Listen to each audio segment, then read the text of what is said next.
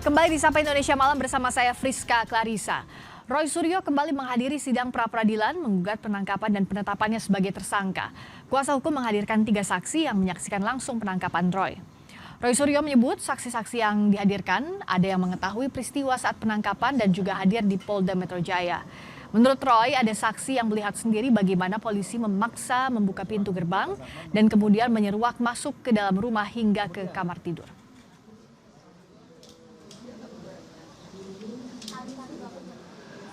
Tidak ada komunikasi antara RT dengan petugas yang datang ke rumah. Jadi sama sekali padahal itu pelanggaran. Dan jelas tadi yang dikatakan oleh driver saya, ya, dia itu memang pertanyaan menjebak tadi dari termohon, gitu. Yang Anda membuka pintu enggak, gitu. Ya memang dia membuka, dia buka. Terus dengar nggak? Memencet bel terus berkali-kali. Jadi itu memencet bel terus berkali-kali itu membuat terpaksa membuka gerbang, ya terpaksa membuka gerbang. Dan memang gerbang itu memang akhirnya dibuka oleh driver. Dan tadi yang dikatakan sama, driver saya kemudian ikut, nah itu ikut tanpa diminta, tanpa diizinkan. Itu ngikut sampai ke kamar tidur dan terdengar kan? Kuasa hukum Roy Suryo juga menampilkan sejumlah video saat penangkapan Roy. Ini adalah video pertama yang memperlihatkan penyidik masuk ke kamar pribadi Roy dan istrinya. Perdebatan dengan keluarga hingga proses Roy dibawa ke rutan Polda Metro Jaya. Dari video ini tampak istri Roy menolak menandatangani surat penangkapan yang dibawa petugas. Hingga Roy dibawa rombongan aparat menuju Polda Metro Jaya. Sementara itu, Saudara, Pengadilan Negeri Jakarta Timur mengizinkan siaran langsung pada sejumlah tahapan sidang kasus ijazah Presiden ke-7 Joko Widodo. Namun, siaran langsung hanya berlaku pada tahapan tertentu, seperti pembacaan dakwaan, eksepsi, putusan sela, pembacaan tuntutan, pledoi, hingga putusan akhir. Sementara saat persidangan memasuki tahap pembuktian atau pemeriksaan saksi tidak diperkenankan untuk siaran langsung. Diharapkan juga kepada masyarakat, karena ini persidangan secara live, untuk tidak terlalu menghadiri secara langsung persidangan di Jakarta Timur. Karena sejak pagi nanti sudah dilakukan penyekatan. Dalam tahap pembuktian nantinya, dari Pengadilan Jakarta Timur menyatakan tidak diperkenankan live karena memang oleh undang-undang keterangan para saksi tidak saling mendengar. Tifauzia Tiasuma atau Dr. Tifa bakal duduk sebagai terdakwa. Lalu bagaimana Dr. Tifa akan membuktikan ijazah pada kasus itu dan apakah Jokowi akan hadir langsung untuk membuktikan keaslian ijazah?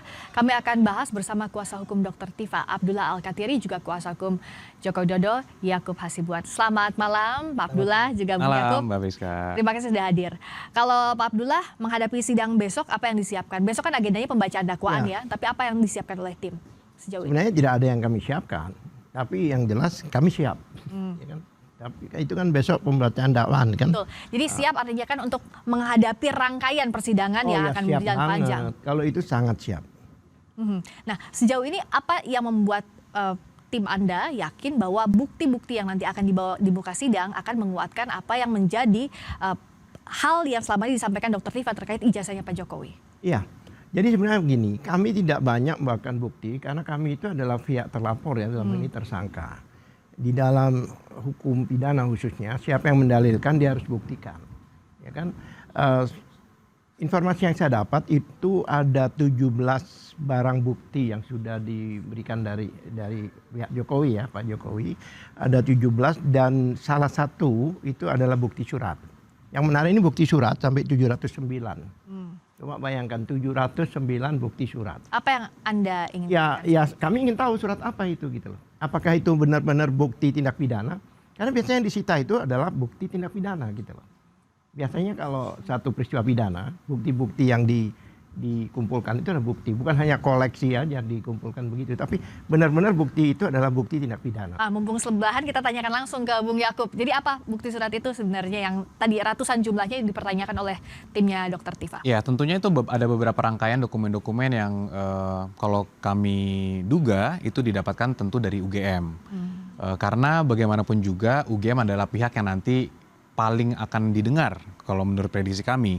Jadi kalau kami melihat memang pembuktian kelihatannya akan menjadi cukup simpel. Kalau dari teori hukum itu kan gampang. Siapa yang menerbitkan dokumen pasti ditanya. Lapor akan ditanya, sudah dilakukan, ternyata identik memang kita ketahui. Tapi kan nanti semua tetap harus didengar lagi di persidangan. Karena penilaian barang bukti di persidangan yang bisa dipakai. Karena selama ini mungkin kan ya kita berdialog di luar, di televisi dan sebagainya. Ya bagus buat masyarakat untuk mengetahui, tapi bagaimanapun juga untuk hasil putusan nanti itu yang bisa digunakan adalah yang di persidangan. Jadi menurut kami sih akan cukup simpel nanti pembuktian ini semua, Mbak. Apakah tim Anda juga menganggap ini akan Ya, simpel pembuktian? kami bersyukur dengan adanya bukti-bukti curhat sebanyak itu, sehingga kami menggali nanti, men-challenge semua itu. Kami pertanyakan kepada pemiliknya, jika UGM harus bertanggungjawabkan dan sebagainya. Kemudian tadi ada laboratorium yang dikatakan bahwa identik itu kan belum tentu asli. Jadi selama ini belum ketemu keasliannya. Itu kan seharusnya banyak tokoh mengatakan kalau asli itu harus dibuktikan dulu aslinya. Kalau emang benar asli baru orang-orang ini dikatakan pencemaran nama baik. Ini kan belum pernah ada pembuktian. Makanya saya pernah katakan bahwa kalau hanya identik dasarnya, palsu sama palsu juga identik. Nggak harus asli kan? Identik itu kan sama artinya. Nah, oleh sebab itu, jadi pemahamannya identik, laboratorium dan sebagainya itu kami uji sejak awal, sejak di Mabes Polri. Bahkan Mabes Polri sebelum ada apapun juga sudah diperiksa. Padahal Pak Jokowi sebagai terlapor di Mabes Polri itu. Bukan pelapor ya, terlapor. Tiba-tiba diperiksa laboratorium. Tiba-tiba dikatakan identik. Tiba-tiba dikatakan penyelidikan dihentikan. Ini aneh. Karena di penghentian penyelidikan di Mabes Polri itu sebenarnya dasarnya adalah pemeriksaan laboratorium yang dikatakan identik itu. Nah, pemeriksaan laboratorium itu sendiri itu melanggar Perkap Kapolri sendiri nomor 10 tahun 2009. Jelas dalam pemeriksaan laboratorium itu di dalam memeriksakan itu ada syarat-syaratnya, baik itu teknis maupun formil. Yaitu harus dilampiri dengan laporan polisi dengan nomor laporan dan perbuatannya. Satu. Belum ada laporan waktu itu. Ini harus loh, wajib. Di pasal 10 di Perkap itu mengatakan itu wajib. Kedua, harus dilampiri dengan BAP. Berita acara dari para pihak. Bahkan ada Egy Sujana dan sebagainya belum diperiksa secara tuntas karena sakit. Yang ketiga, maka harus dilampiri juga dengan berita acara penyitaan. Nah, berita acara penyitaan itu baik KUHP baru maupun KUHP lama, KUHP baru 1.1 pasal 1.16, KUHP lama pasal 1.35 menyatakan bahwa penyitaan itu dalam taraf penyidikan, penuntutan dan persidangan. Oke. Nah, ini baru Dumas sudah diperiksa, dihentikan untuk dasar laporan di Polda. Oke, Bung Yakub punya jawabannya pasti karena ini perdebatannya dipindahkan ke ruang sidang nantinya yang selama ini memang berlangsung. kalau saya mungkin lebih fokus ke pembuktian. Tentunya dari pihak tersangka yang nanti akan jadi terdakwa ini pasti memiliki teori pembuktian sendiri, pasti punya pembelaan dalil-dalil sendiri. Ya itu silahkan saja nanti disampaikan di persidangan. Ya kalau dari kami melihatnya sebenarnya secara formil dan material ini perkara ya bisa dikatakan sudah selesai, tinggal diperiksa di pengadilan saja. Kalau secara materinya, kenapa formal sudah selesai? Secara formal, Pak Jokowi dituduh melakukan pemalsuan ijazah. Di Barreskrim dilaporkan. Ternyata di stop. Karena sudah dilakukan rangkaian penyelidikan, tidak terbukti sama sekali. Kenapa saya bilang material juga sudah terbukti? Penerbitnya ini juga sudah mengatakan, betul, saya menerbitkan ijazah tersebut. Dan Pak Jokowi adalah lulusan UGM. Jadi sebenarnya kalau kita ngomong teori ijazah ini, mengenai ijazah ini kan sudah banyak sebenarnya Mbak Friska. Di MK pun kepala daerah banyak yang dipermasalahkan. Dan itu simpel, keterangan dari penerbit. Tapi kan ini dirubah, mau dibuat seakan-akan ini ada teori hukum baru nih. Bahwa tidak hanya dari penerbit, harus dibuktikan dulu yang lain-lainnya. Oke, coba kita ikuti pola pikirnya. Nanti di persidangan bayangkan kalau ada teman-teman Pak Jokowi dulu diperiksa. Ada puluhan orang saksi yang mengatakan betul, saya bersekolah bareng, kuliah bareng. Ada dokumen dulu, dokumen perpustakaannya masih ada. Dokumen ketika beliau diterima, dokumen kelulusan. Saya tidak bisa bayangkan dari sisi terdakwa nanti pembelaannya akan seperti apa, Mbak. Dan kalau tadi pertanyaan soal identik tidak identik, Anda melihat itu bukan jadi suatu persoalan lagi kalau sudah masuk tahap ini? Bukan, karena menurut saya ya tentu akan dikatakan identik atau tidak identik. Karena memang itu, Mbak, suatu lapor tidak akan bisa mengatakan asli atau palsu. Itu butuh putusan pengadilan. Pasti identik atau tidak identik. Tapi kan dibandingkan dengan siapa? Nah ini sudah dibandingkan dengan ijazah-ijazah di tahun yang diterbitkan di tahun 85 juga dan ternyata identik. Nah, apalagi Masalahnya bukan itu. Tapi Pernyataan identik itu kan dengan pemeriksaan laboratorium yang syarat formalnya tidak dilakukan. Berarti ini batal demi hukum ini. Jadi penghentian penyelidikan di Mabes itu batal demi hukum. Saya katakan ini bukan cacat dari lahir, cacat dalam kandungan, tapi mati dalam kandungan. Seharusnya laporan ini tidak bisa dilakukan karena ada Undang-Undang PSK, Perlindungan Saksi dan Korban. Yaitu yang menyatakan bahwa jika ada laporan, maka tidak boleh dilaporkan balik sebelum inkrah. Siapa yang boleh dilaporkan? 1, pelapor. 2, saksi-saksi. Pada waktu ke UGM, 3 orang ini sebagai saksi. Yang ketemu dengan pembantu rektor, ketemu dengan dekan, ditunjukin skripsi dan sebagainya. Itu tidak boleh dilaporkan balik sebelum laporan itu diproses, laporan orang-orang ini. Ya, faktanya penghentian penyidikan itu adalah hasil laboratorium karena identik itu. Laporan itu melanggar formal. Jadi syarat formal itu yang tadi 3 hal itu wajib. 1, yang tadi dilampiri laporan. 2, adanya berita acara, bahkan berita acara tersangka itu. Bahkan 1 lagi berita acara penyitaan. Yang keempat, pembanding ini harus diuji dulu, autentik apa tidak. Ini ada nggak ini semua? Nah, jadi yang selama ini karena sebentar, dasar melaporkan di Polda itu karena di sini dihentikan. Oke. Seharusnya laporan di Polda ini pun ini sudah batal demi hukum. 1, kedua, ada RJ kemarin, restoratif justice kemarin. Itu jelas restoratif justice itu salah satu mekanismenya di KUHAP 79 menyatakan bahwa ya kan selain adanya saling memaafkan dan sebagainya, kemudian itu ditulis ya itu, ya kan salah satu syarat khususnya kalau nggak salah 9 ayat 4 itu jelas ada pencabutan laporan. Oke. Sedangkan sebentar saya belum selesai nih. Pencabutan laporan. Lah, laporan yang digunakan itu 1 laporan dengan nomor laporan yang melaporkan 8 orang.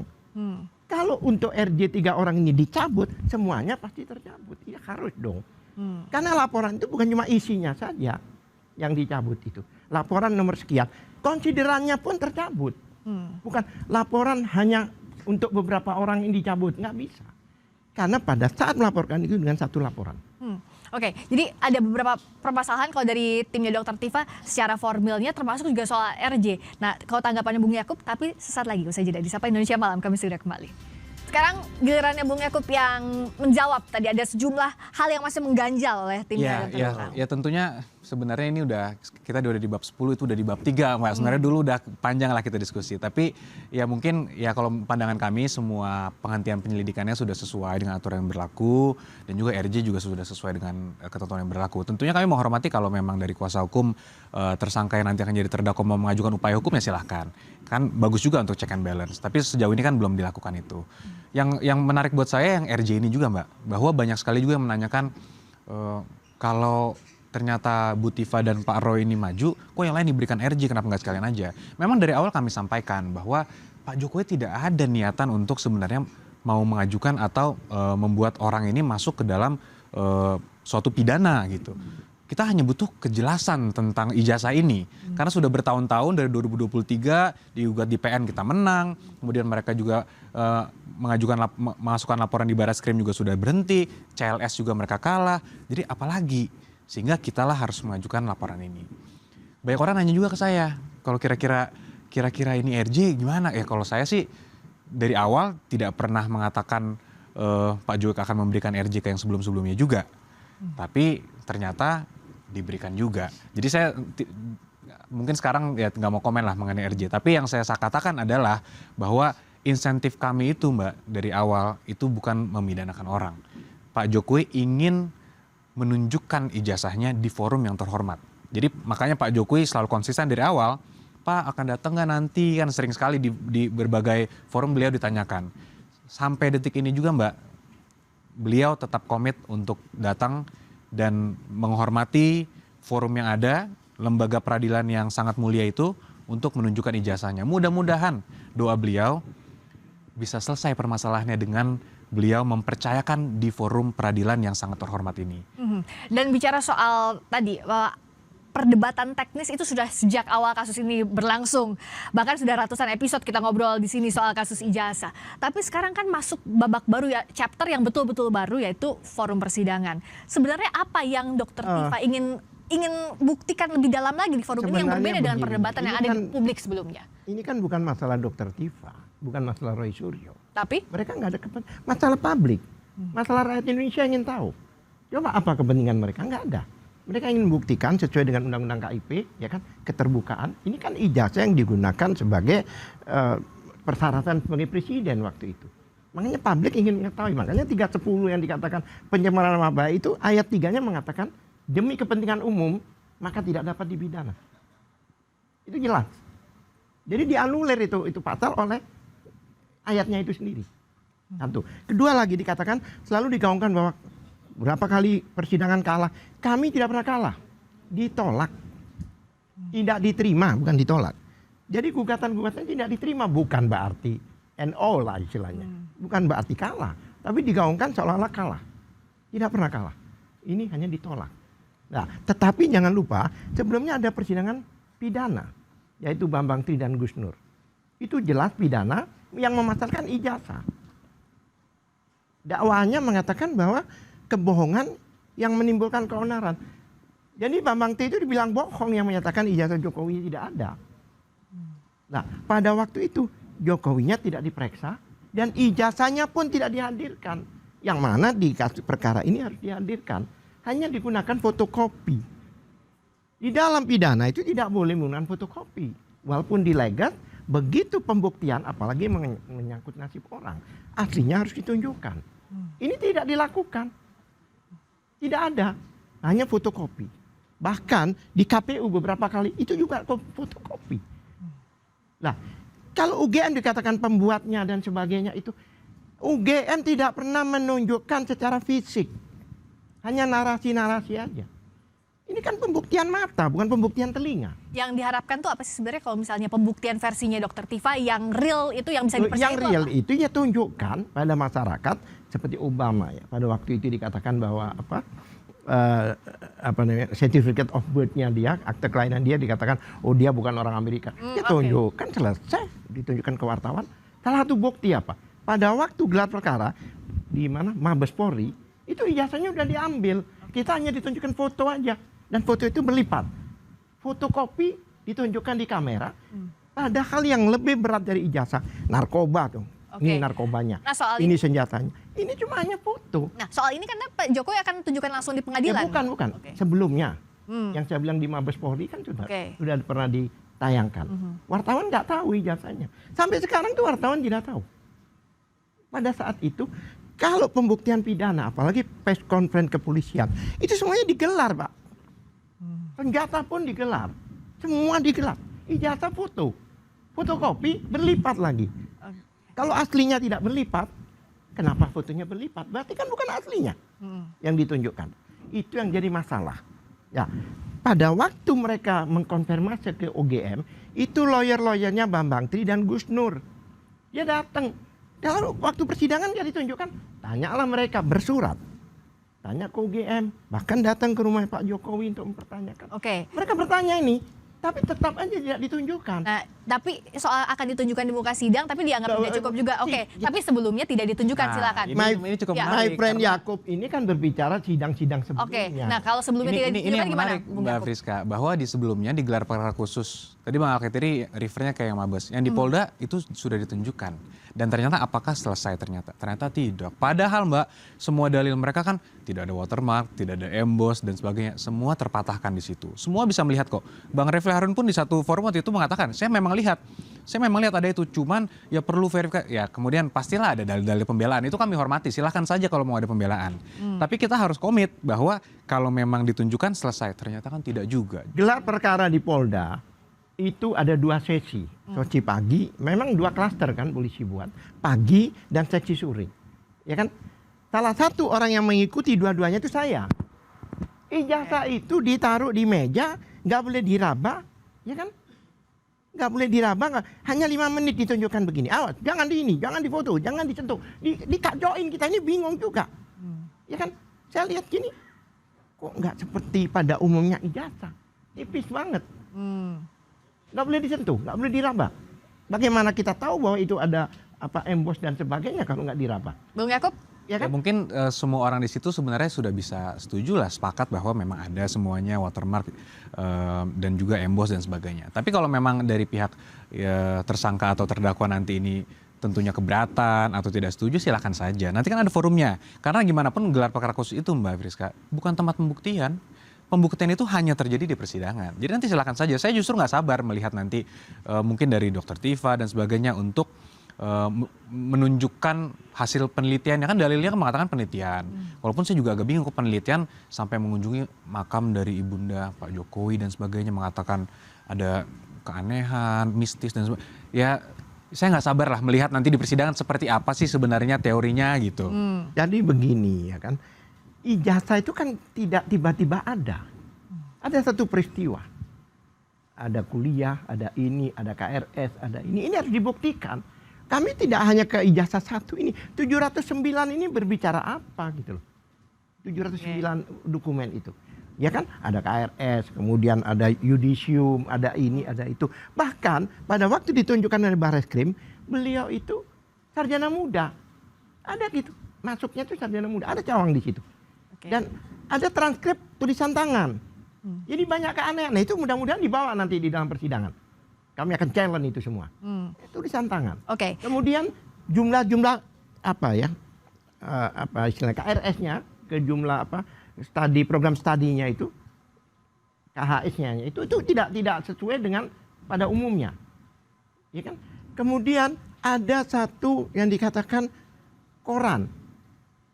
Tahun 8081 sepemahaman saya, sarjana muda itu tidak ada diumumkan di dalam koran. Itu ada korannya. Oke, Bahkan baik. korannya ada yang bahasa Jawa, yang mana pada saat itu baik tulisannya maupun Oke, salah. baik, dan detail ini tentu akan Nah, di-challenge di persidangan. Oke. mudah-mudahan itu termasuk di 709 itu. Nah, oke, sekarang Buat kami, ya, ini singkat bukan saja. adalah akhir. Tapi- Bahkan ini adalah awal dari perjuangan kami, adalah awal kesempatan kami untuk meng-challenge semuanya itu. Baik ratusan saksi dan bisa juga sampai 3 tahun ini sidang. Karena apa? Karena banyak. Saksinya 130. Oke. Itu dari pihak sononya. Dari kami anggap aja 150. Biasanya kami merasa saksi itu biasa sampai malam, teman-teman ya. Ya, ya, oke. Ya, anggap aja 2 saksi satu Artinya hari. ini akan masih panjang, Ya, tapi coba ini bayangkan. awalnya adalah di persidangan. 150 Oke, kalau baik. seminggu sekali dikalikan 7 berapa? 1000 berapa? Ya, tapi kita sih berharap Karena ini 1 akan tahun itu hanya 360 hari. Oke, tidak hanya jumlahnya tapi juga nanti bisa Ya, pembuktian secara akan substansi. lama. Oke. Nah, kalau dari Bung Yakub akhirnya siapkah untuk di-challenge semuanya, itu banyak sekali hal teknisnya termasuk juga soal studinya Pak Jokowi sampai ijazah itu keluar. Sangat siap Mbak, justru kami Dan sangat Pak Jokowi bersyukur. akan hadir ya? Akan hadir Mbak, kami sangat bersyukur dan mengapresiasi rekan-rekan di Kejaksaan yang nanti akan menjadi penuntut umum. Karena mereka sudah sepakat dengan kami, artinya dengan ada tahap 2 ini, bahwa ada tindak pidana di sini. Jadi kami mendoakan, kami berharap pembuktiannya nanti bisa maksimal, sehingga ketika nanti ini disidangkan, ya tentunya penuntut umum bisa mewakili kepentingan kami korban untuk mendapatkan keadilan di persidangan. Oke, dan ini Sebenarnya adalah yang awal. harus siap Oke. itu adalah JPU, bukan tugas mereka udah selesai. Ya, oke. Ini adalah JPU dan JPU kan baru menengok beberapa saat saja. Ya, oke. Dan ini Sedangkan nanti kami dari awal dari prosesnya, pelaporan ya. sampai kami tahu. Jadi kami tahu lebih komprehensif dibandingkan JPU. Makanya kami akan hadapi apa nanti yang akan ditunjukkan oleh JPU, apa nanti yang akan didalilkan oleh JPU. Kami akan challenge itu semuanya. Itu akan di-challenge di persidangan dan Pak Jokowi akan hadir ya, penegasan sekali lagi. Hadir, Mbak. Akan Nah, hadir. tapi Baik. kemarin dikatakan oleh salah satu lawyernya bilang kemungkinan pakai Zoom.